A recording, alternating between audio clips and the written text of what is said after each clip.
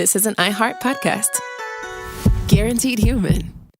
With no fees or minimums on checking accounts, it's no wonder that Capital One Bank Guy is so passionate about banking with Capital One. If he were here, he wouldn't just tell you about no fees or minimums. He'd also tell you about how Capital One cafes are open 7 days a week to assist with your banking needs. Yep, even on weekends. It's pretty much all he talks about, in a good way. What's in your wallet? Terms apply. See CapitalOne.com/bankguy. Capital One N.A., member FDIC. Work can be a little weird. Cringy training seminars, coworkers who won't stop talking about their plant, forgetting the mute button at an inopportune moment. We have to deal with a lot on any given workday. Sometimes it can feel hard to thrive and move forward in your career. Well, that's where LinkedIn comes in. LinkedIn helps you get ideas and insights from experts in your field, connect with people professionally, grow your network, and access tools designed to help you find the right fit for your next role. Whether you're just getting started, figuring out your next move, or looking to accelerate your career, LinkedIn is built to support you at every stage, because LinkedIn is the network that works for you. Visit linkedin.com/knowstuff to learn more. Welcome to Stuff You Should Know from HowStuffWorks.com.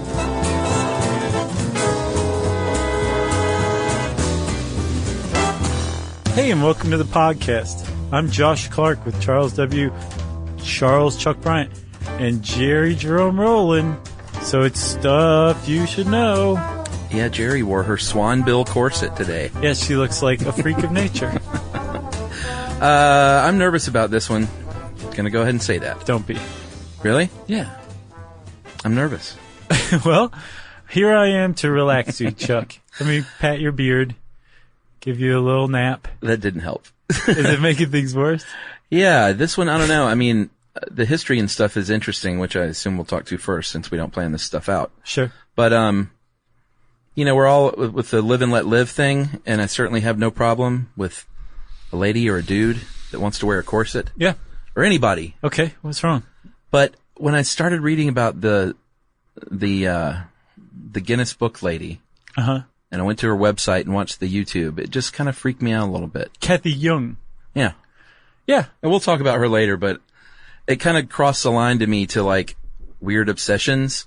Yeah. With physical appearance. Sure. But then I think about, like, I'm not going to condemn anyone for getting all kinds of weird plastic surgery either, if that's your thing. I think that... I just want people to be happy, you know? Right. But I think that extreme lacing is one thing it's called also. Well, extreme lacing, I think, is the general preferred term, right? Tight lacing. Yeah. Yeah. It's a perfect example of you're harming nobody. This is strictly your body. It's yours to do what you want with it. Have at it. Yeah, but what if it's in the... Like, oh, because men say that's the only way a woman will be attractive, and like, what's different? Is this different than foot binding? That to me is sad, and it's a, that's part of a larger issue, you know what I mean? Like, if you're doing it because, you know, you want to catch a man's attention or something like that, who knows? We're not pop psychologists. I know, all this makes me nervous. I did actually, I had a conversation with, Holly from Missed in History, Stuff You Missed in History class. She's probably worn a corset in her time. Yes, she has. And she actually defends corsets, too, because I thought, well, it's like the Western equivalent of foot binding. She said, no, my friend. Okay. It lacks, in reality, in actuality, a lot of the sexism. Okay. Associated with foot binding. Well, that makes me feel a little bit better. And that corsets, in reality, in truth, in the 19th century and before, were, very much chosen to be worn by women. Okay. For their own tastes. Sometimes at the, out of spite, or not out of spite, but, contrary to what the men in their life might want or desire. Okay. Okay, so it's not necessarily a feminist article of clothing, although Madonna certainly made a case for that. Sure. So did Vivienne Westwood. But it's not as bad as you're thinking, I think. I do feel better now.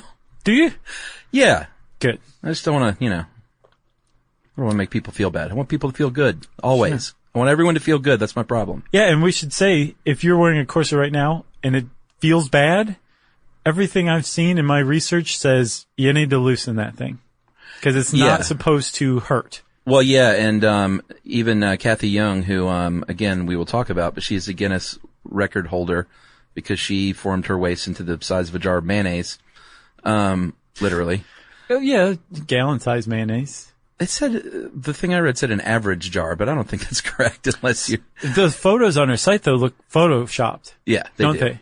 But she said that all the advice she gave was, you go slow. Don't if you want to train your waist to be smaller, right, which you can do, don't, dive in and just start, doing the extreme lacing right away. No, work into it. There's something called, waist training. Yeah. And that's kind of it's not necessarily the ultimate goal of corseting, which can be a verb, but it is, a kind of a parallelist subculture of the corseting culture. And waist training is simply where you are basically, through the use of corsets and pretty tight corsets over a period of time, usually about a decade, you are reshaping your body mechanically. Yeah. Right? You're not actually losing weight, although a tight-fitting corset acts something like a gastric bypass surgery without the surgery. Okay. Because you just can't put as much stuff into your stomach as normal. Sure. But the waist training itself is it's a reshaping. It's not actually making you lose weight. Right. So what it's doing is taking, inches out of the middle and sliding them down to the hips. Mm-hmm. And all of this, the whole point for corsets, from the beginning of corsets to the world record holding corset waists, is to amplify existing female body features. Yes. That's the point. That's right. The word comes from an old French word, cors, meaning body. And here's the history. Ta-da! Which oddly came 3/4 of the way through this article. If you go back in time, in the Wayback Machine, to the days of ancient Crete,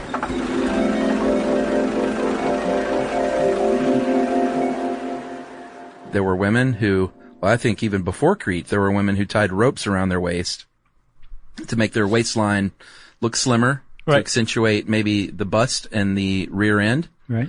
So they were doing that a long time ago. And then in ancient Crete, people think that historians think they're the first women that actually wore something that you could call a corset. It was a garment that shaped the body more than 3,000 years ago. Right. It covered I think the waist and the hips. Yeah. And, Cretan women went around, bare-breasted. So they would have their breasts like saying, "Hey everybody, how's it going?" And then below that was the corset.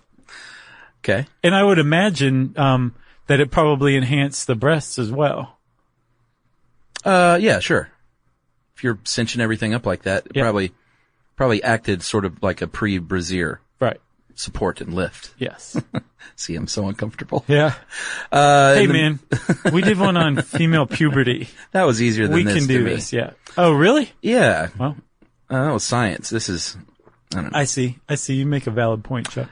So if you go forward a bit to the Middle Ages, they, for the first time, these undergarments came out, in something called the heavy stay. And it was very much an outerwear, but it kind of accomplished the same goal.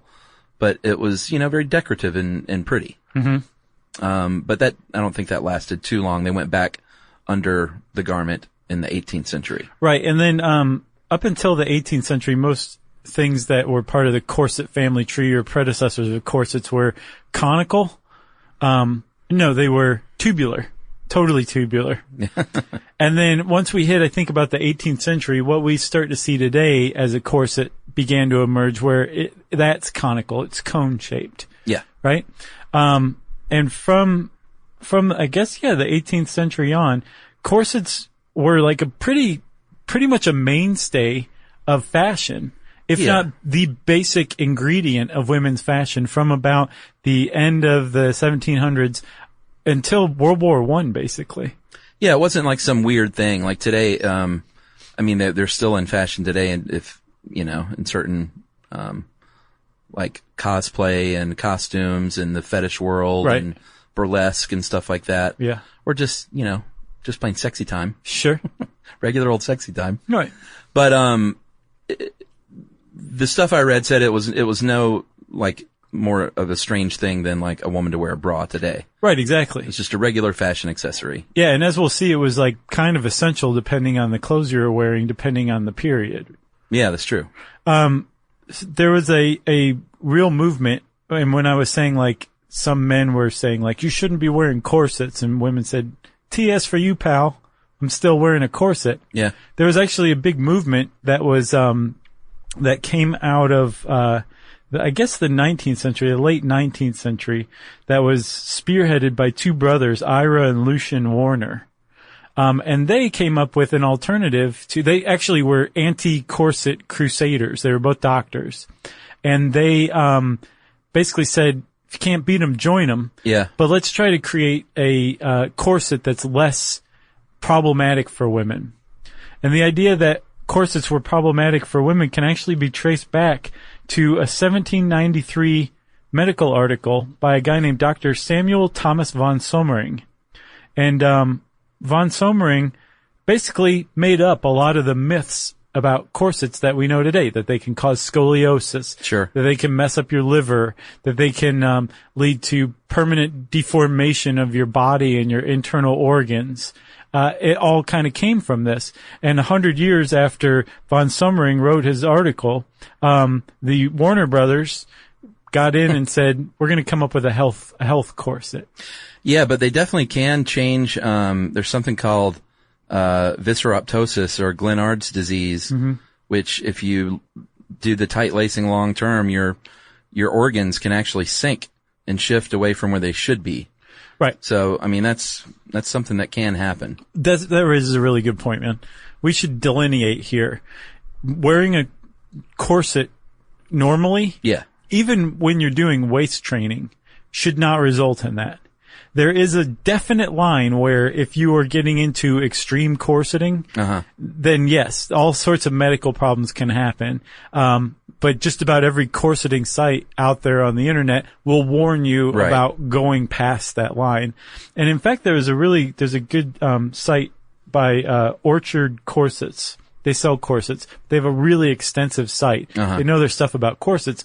And they actually say one of the ways that the body can be deformed is if you're an adolescent girl wearing a corset. Right. Your ribs can develop improperly. Yeah, that's because you're true, wearing a for sure. corset. They say girls under 18 shouldn't wear corsets. Yeah. So then along came this guy. And we should mention too that when the two Warner brothers, were they in the United States? Yeah, they were out of Bridgeport, Connecticut. Okay. I was going to say Warner, but Maybe a generation or two before. probably so. They also changed, or around the same time at least. I think we have not mentioned yet that, one of the, the corset has to, and we'll get into all the parts of the corset, but one of the things that keeps it rigid and stiff in the old days was, baleen whale. And it was a teeth, right? Even though they called it whalebone. Yeah. And they would use this to, to make the corset stiff in place, keep everything where it should be. But around that time in the late 1800s, as they were overhunted, became really expensive. So they said, all right, forget the whale teeth. Let's put in steel in 1894. Yeah. Which I'm sure that was quite comfortable. Right. Well, yeah. And I mean, women were wearing these like every day. Yeah. But I mean, as we'll see when we talk about manufacturing corsets, one of the points is to make it as comfortable as possible, this very uncomfortable contraption. Yeah. But yeah, they started to use steel. And even today you'll find steel in corsets. Sure. That are meant for like waist training or something like that. And then, like I teased a moment ago, along came this guy named, Charles Dana Gibson. He was a graphic artist, in the Victorian times. And he became very famous, and a lot of artists that came after him, emulated his style.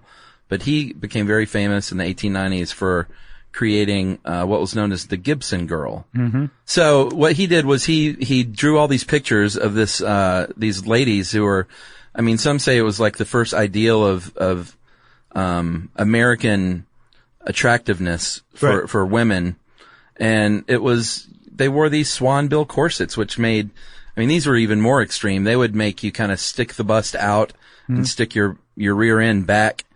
And if you just look up Gibson girl, I mean, you've seen these drawings before. Right. It's like America's first cheesecake drawings.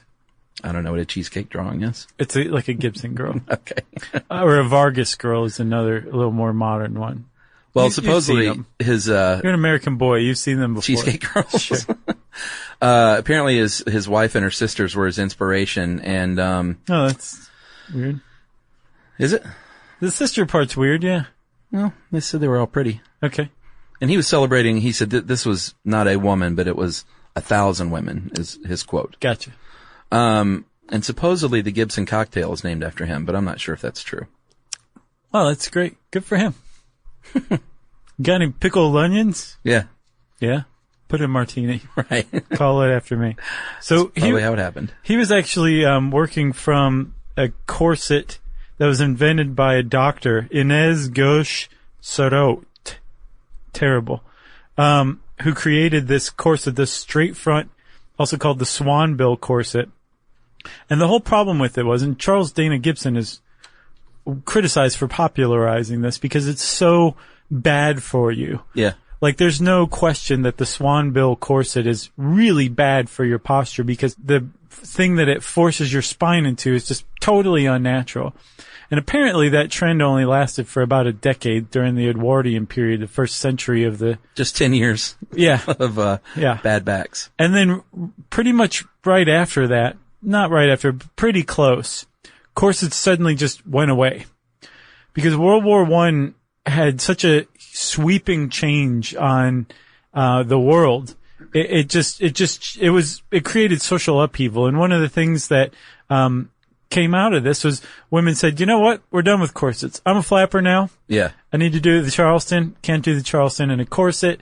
And the whole fashion was just different looking, you know? It was, and the idealized body was different too. So prior to that and throughout basically history, the Venus body type, which is, you know, the fertile women curves type, Sure. was replaced by the Diana type, which is the more athletic type that's now has been in fashion basically ever since World War I. That basically killed the corset. But the modern bra and slip and all of that stuff came out of that, the death of the corset, because they were like, we still need something. We still want a corset anymore, okay? I think one of the reasons all this made me uncomfortable is just all the categorizations over the years. Yeah. Like, this is the ideal woman, and she's called a Diana, and this is what they should look like. Yeah, Just that's gross to me. That to me is like a whole other podcast, Oh, sure. you know? I mean, like, because plenty of women buy into that and they don't feel bad about themselves for buying into it. They say, oh yeah, this is what I find attractive too.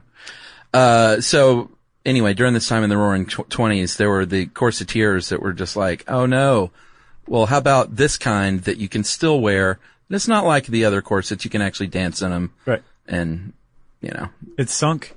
it did. And it basically stayed that way for the rest of the 20th century. There was a brief resurgence. Christian Dior brought it back in the 40s. And it was kind of akin to that swanbill corset. Oh, yeah. Yeah.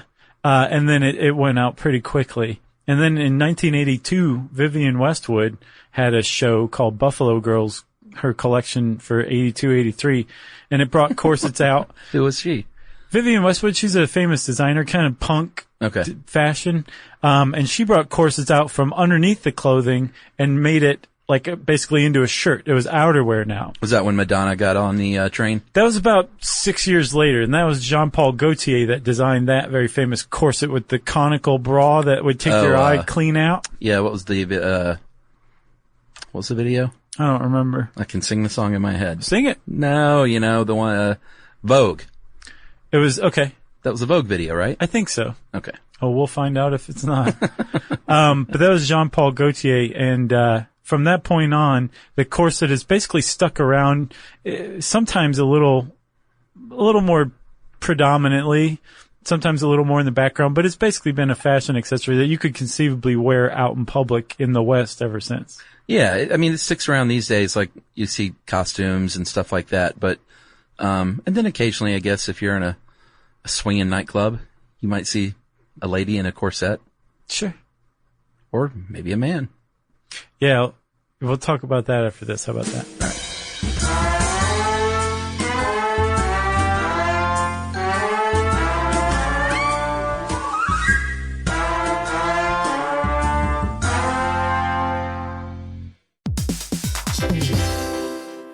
everybody. We're here to talk to you about Wayfair, who believes that spaces should be functional, they should be comfortable, they should be well-designed, and they can be well-designed by you with their help. Your updated space should feel more comfortable, inviting, and practical for everyday use. And we're talking about outdoor seating. We're talking about grills. We're talking about major appliances. If you need storage solutions, Wayfair can help you out. Patio lighting, rugs, decor. It is your one-stop shop for home. Yeah, I mean, it's getting nice out, so it's time to think about living outdoors for the next few months. And Wayfair knows that outdoor furniture, it's heavy, it's intimidating to assemble. So Wayfair has stepped in and said, we're going to handle the hard part so you don't have to. That's right. You can shop Wayfair Verified, your shortcut to the good stuff. And that means their team of product specialists are going to vet everything by hand using a 10-point inspection, testing things like, quality materials, functionality, and features, and even how long it takes to build that piece of furniture. And the overall experience save time, reduce hassle, and improved convenience. Patio season is here, and these deals won't last. So head to wayfair.com right now to get your outdoor space ready for way less. That's WAYFAIR.com. Wayfair, every style, every home. Work can be a little weird. One minute you're in a meeting that could have been an email. The next you're trying to decode corporate jargon that somehow means nothing. And don't even get us started on the quick sync that turns into a 45-minute deep dive. Yeah, well, the truth is figuring out your career isn't always straightforward. Whether you're trying to grow, pivot, or just stay relevant, it can feel like you're navigating it all on your own. Well, that's where LinkedIn comes in. That's right. LinkedIn can help you grow your career, helping you confidently navigate your path with insights, ideas, and inspiration from your professional community. You can stay up to date with the latest trends in your field, connect with people who get it, and discover opportunities tailored to your goals, your experience, and what actually matters to you. Whether you're looking for something new or just trying to grow where you are, LinkedIn gives you the tools and connections to move forward with confidence. Because LinkedIn is the network that works for you. Visit linkedin.com/knowstuff to learn more.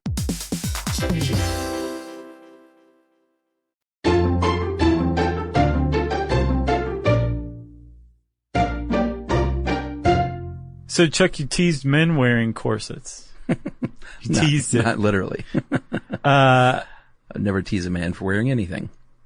Except those dolphin running shorts. Those are great. So get back in your time machine. I saw The Boy in the Bubble for the first time. Have you ever seen that movie? Yeah, Travolta? Yeah, I never saw it. And I watched the Riff Treks version of it. Well, that's the only way to do it. It's made it a lot better. Yeah. Yeah. Where'd that come from? Oh, I think he's wearing dolphin shorts in one of the scenes, and I was like, those are dolphin shorts. So, yeah, what we're talking about men wearing them. Yeah, so apparently this article makes it seem like it was fairly normal, but from what I saw in the 19th century, from what I saw in the 19th century was that if you were wearing a corset and you were a man, you were probably suspected as being gay. Okay. And so here's where this kind of patriarchal view of corsets does definitely hold fast. Okay. If you were like a straight establishment type male, you probably did not cotton to men wearing corsets and didn't want to associate with any guy wearing corsets because you didn't trust him. He was probably gay. But if you were in favor of your wife wearing a corset, she better be wearing a corset or else she wouldn't be viewed as a proper woman in normal, polite society. Gotcha. So it's not fair to say like that myth about the corset being a part of the patriarchy is not true. It is true in some ways, but not. It's not like women were forced to wear corsets throughout history. Right. They donned it in particular on purpose. And one of the reasons why women wore corsets was because it also served as basically the thing that held up all of their really heavy clothes. Yeah. Like you couldn't just slip into one of those dresses in Victorian times. No. It had a certain shape that required a certain form to put it on, and that corset would help your body like morph into that form. Basically, Yeah. There was a load bearing structure that you wore under your clothes. A load bearing beam. Uh-huh. So I don't think we've really described the how these things were kind of how they came together. Yeah, there's some people out there that are like, what is a corset? Well, geez, did we not even say that? Not in so many words. All right. Well, it's a garment, and it's usually pretty short, and it's like a belt, like a not a wide belt, but a tall belt. It's like a vest that doesn't go over your shoulders. Yeah, but some of them could go over your shoulders. Well, that was the health corsets, I think, that did that. All right. They lace up in the back. We mentioned the whale bone, which was actually the teeth of the baleen, as these reeds, and they were put in what were called boning channels, which were just little sheaths, basically, where they would slip these things down in. And, it's like, if you've ever had to wear a back brace or something. Yes. It's very much like that. And like Andy Warhol had to wear one of these after he got shot. By Valerie Solange. Yeah, for the rest of his life. Who went on to write the Scum Manifesto. You ever read that? Yeah, I thought she wrote it before she shot him. No? Did she? We should do one on that whole scene. Yeah, we should. All right, we'll do that. And then they, were made out of this, cotton fabric called coutil. Coutil. And it's still used today in corsets because it, doesn't stretch, has very high thread count. Right. It keeps all those boning channels and rib, or I guess bones in place. Right. And you have to understand, like, this whole thing, this whole mechanism that is the corset is basically defying physics at any given point in time. So you have to have some really strong stuff involved in the manufacture of it. Yeah. So what else you got? You got on the front part where it meets, you have a busk. Yeah. And, that's actually needs to be pretty strong as well. Right. So usually that's, wood or metal, maybe bone originally. And it was two flat pieces that basically went up and down alongside a seam. Yeah. And most people I don't want to say most people, for a very long time thought that you put the corset on and then laced it up. And that you put it on and then laced up the back, right? You put it around yourself like that. It's actually not the case. You were doing it all wrong? I had it all wrong.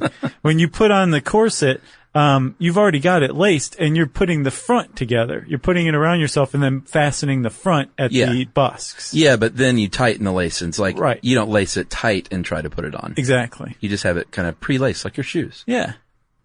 And the lacing kind of confused me too, actually. We'll get into that. Well, first of all, we need to finish the front. Right. There was a flattened part on the stomach. A lot of times it was decorative, called a stomacher. Yeah. It was very lovely designs and embroidery and stuff. And that had the added benefit, if you were trying to adjust your shape, of keeping your stomach flat. That's right. Just press it all in. So, what else? Are there any other components to the corset that we haven't mentioned? I don't think so. Just the lacing.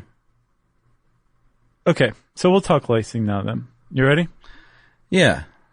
So traditionally in the West, in Europe, the method of lacing was basically like you would lace a shoe. Okay. It's called bidirectional lacing, where you just alternate from one hole to the other diagonally, right? Okay. That's typically what you think of when you see a corset. That's probably what you're seeing is bidirectional lacing. If you look at Italian paintings from the medieval era, you're probably going to see what's called ladder lacing. It's all right angles, right? Right. So you go from one hole down and then over and then maybe up and then down again and then over and then down and then over, and it forms a ladder. The name's pretty appropriate for that one. And I wonder, was this just to make it look different? I would guess that had something to do with it, but I would also imagine that it had to do with, somebody was like, this actually, this doesn't loosen during the day very much. Because I also saw with the bidirectional, what you would create in not at the bottom or at the top, but sort of in the middle of where it laces, these bunny ears. Right. And that was for, women, because a lot of times in the movies you've seen like like Downton Abbey, like the lady holding the bedpost, and then her valet, or I guess were the females called valets? Was just valet girls? The lady who helps them dress would be like, cinching this thing down so tight, and they'd be like, breathe in, suck in your breath. Right. But these bunny ears allowed women that didn't have a personal dresser to tighten it themselves. Yeah, and apparently that was fairly normal for women wearing corsets. They usually put them on themselves more often than not. And those bunny ears were just 2 loops of lacing at about the thinnest part, the narrowest part, where you had some slack. Yeah. And then when you put your corset on, you wrap it around you, fasten the busk, the buttons on the busk, the front, and then you just pull back, tighten it, done. Right. And this is, again, ideally after you have visited your corsetier, because apparently, like buying a bra, guys don't know this stuff. It's apparently tough to get one that like fits just right. What? And so you need to get like professionally fitted, and like the off-the-shelf thing doesn't work for a lot of ladies. Right. And that was the case with corsets for a very long time. You had to go to a corsetier to be fitted for one. And it was expensive from what I understand, right? Probably. Today, there are, I guess because of mass manufacturing, it's a lot easier to make corsets that are fairly close to what a large number of people would use, but the fit is still extraordinarily important. And apparently from what from what Orchard Corset says, women tend to or to underestimate the length that they need. So that leads to a lot of discomfort. Their corset's too short for their body. Oh, gotcha. So, I mean, I don't mean to buzz market or anything, but just based on my research, Orchard Corsets, if you're getting into corseting, they might be a pretty decent place to start. Wow. You might get a little treat in the mail. I might. Well, let's take another break, and we'll talk a little bit more about Kathy Young and some of the myths about corseting.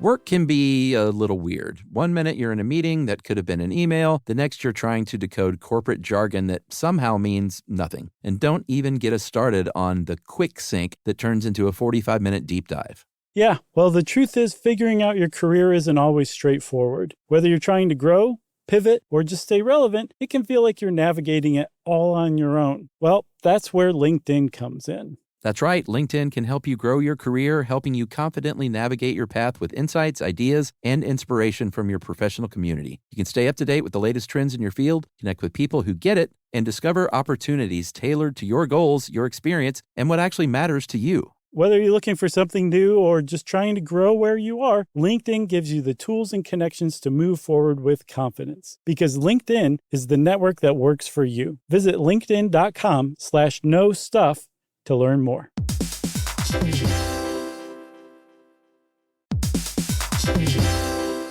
Hey everyone, if you've ever wanted to feel what it's like inside an episode of a show you love, hang with podcast hosts Beyond the Mic, or swap screens for sunsets with curious, like-minded people, then Stuff at Sea is your kind of voyage. That's right. Stuff at Sea is a 5-night, culture-soaked escape where pink sand paradise meets curious minds. Sailing round trip on October 2nd to 7th, 2026 from New York City to Bermuda, this voyage drops you straight into the iHeart Podcast Stuff universe. On top of the adults-only experience you already love, you'll get live podcast episode recordings, behind-the-scenes sessions, themed activations, and more unmissable on-board moments. Yeah, and there's overnight stays in Bermuda, so there's no rush. Just long, sun-drenched days to explore or do absolutely nothing at all. And back on board, curiosity sparks connection through conversations, experiences, and a lineup designed to keep things as thought-provoking as they are unforgettable. Stuff at Sea is part of the new specialty sailing collection that transforms beloved podcasts into immersive at-sea experiences exclusively with Virgin Voyages. Expect more stories, more hosts, and more ways to experience the voices that you love. Book now at virginvoyages.com/stuff.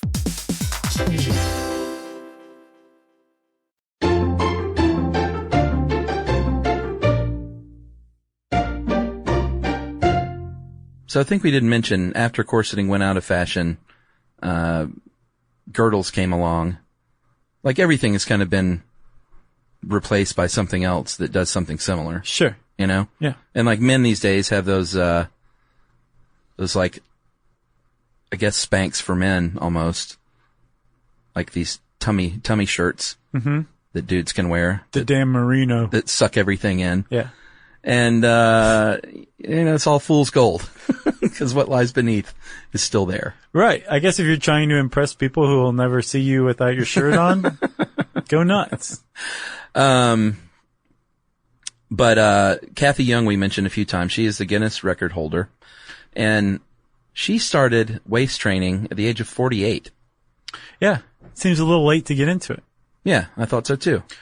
But she got into it big time. Mm-hmm. And you were saying earlier, I think at the beginning of the episode, that this is not something that happens overnight. If you're doing waist training, it can usually take, it seems to me, about a decade before you get the results you're looking for, which is a waist that the average 5-year-old could put 2 fingers around.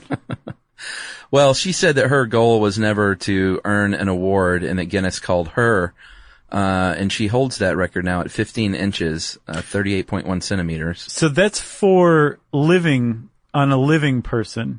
There's actually a woman who holds the record for the narrowest waist ever. Narrowest corpse? 13 inches. Who was she? Her name, my friend, was as follows. Ethel Granger. 33 centimeters, 13 inches in 1939 was what her waist was measured at.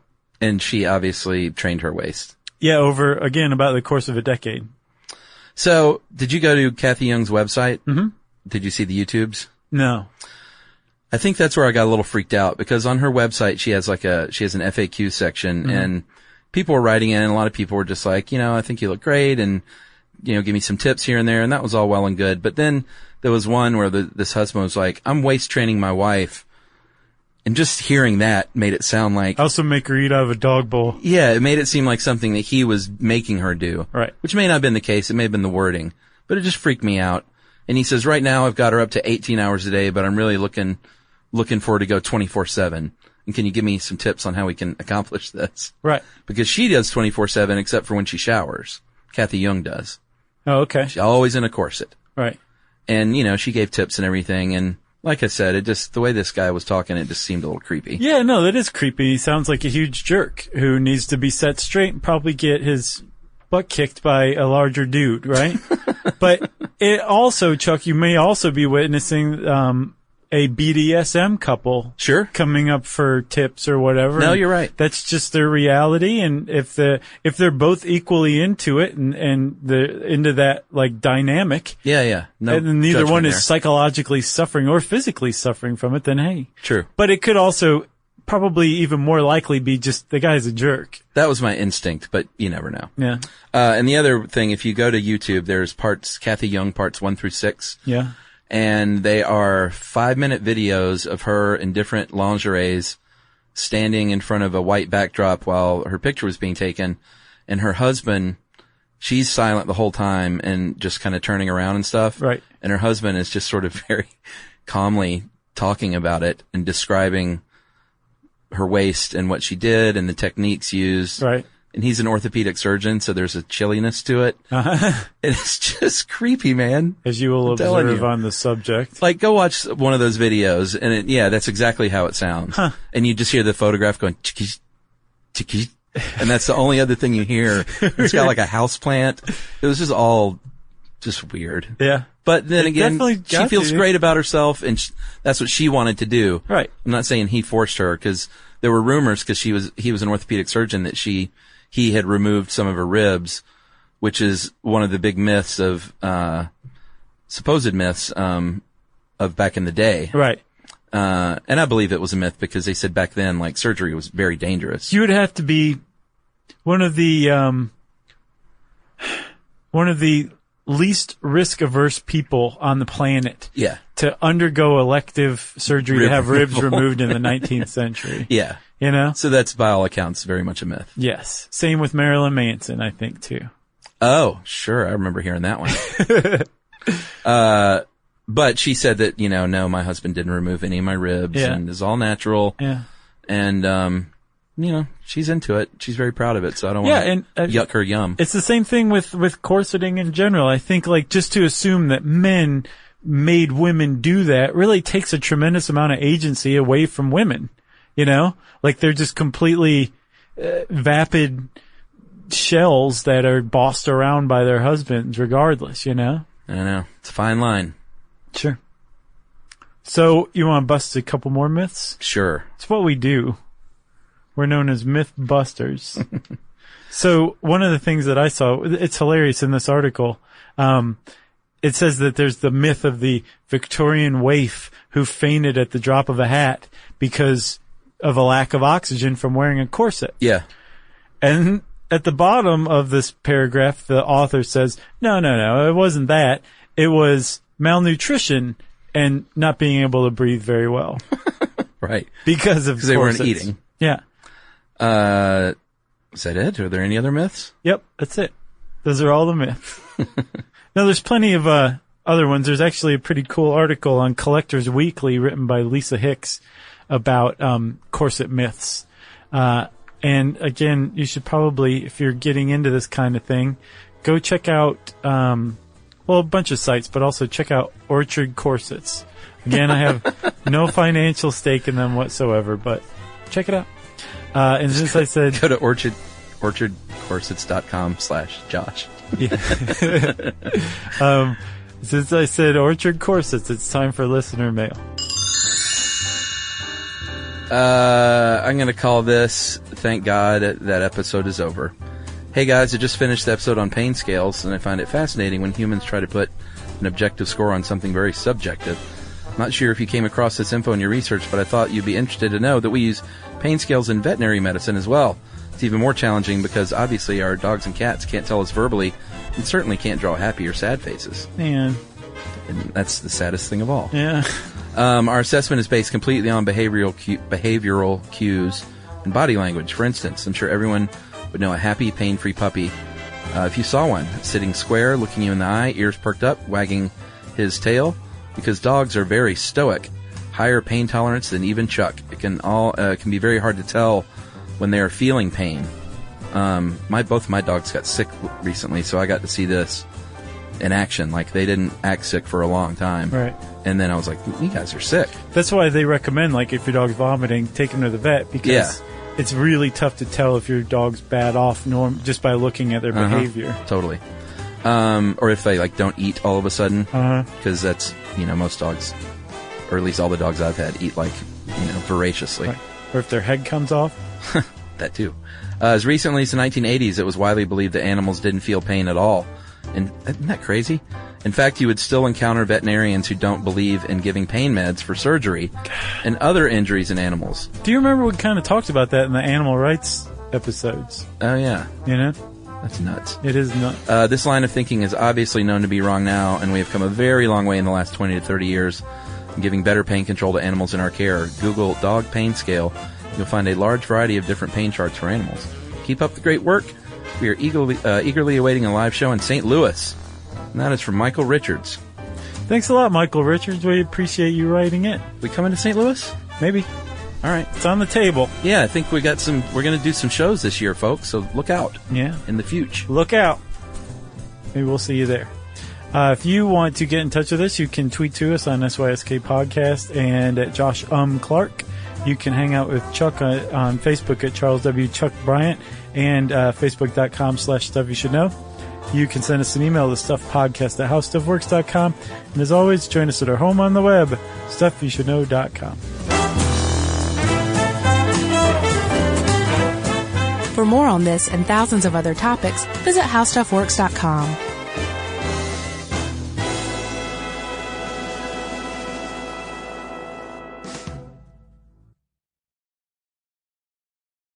When it comes to small business, people want to talk to people, not bots, not voicemail. Your customers or clients want a real human connection. And that's exactly what they get with Ruby. Ruby is the virtual receptionist company that takes care of your callers when you're unavailable, in the middle of something, or just don't want to pick up. They can answer, screen, and transfer calls, as well as take messages, collect payments, book appointments, and more. All while saving you time and making the people you serve feel special. It's available 24/7, 365 days a year, and is 100% based in the U.S. See how it works at ruby.com, or better yet, give them a call at 844-900-RUBY.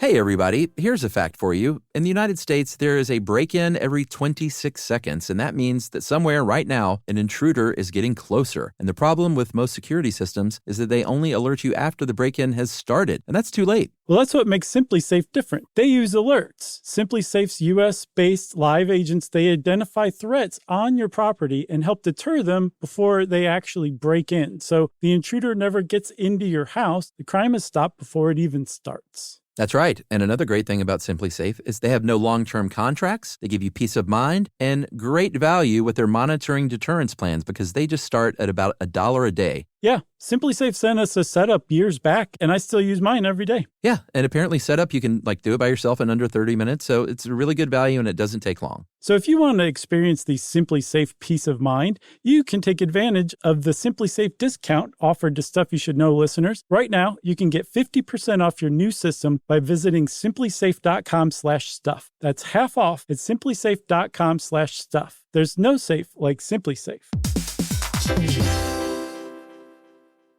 This is an iHeart podcast. Guaranteed human.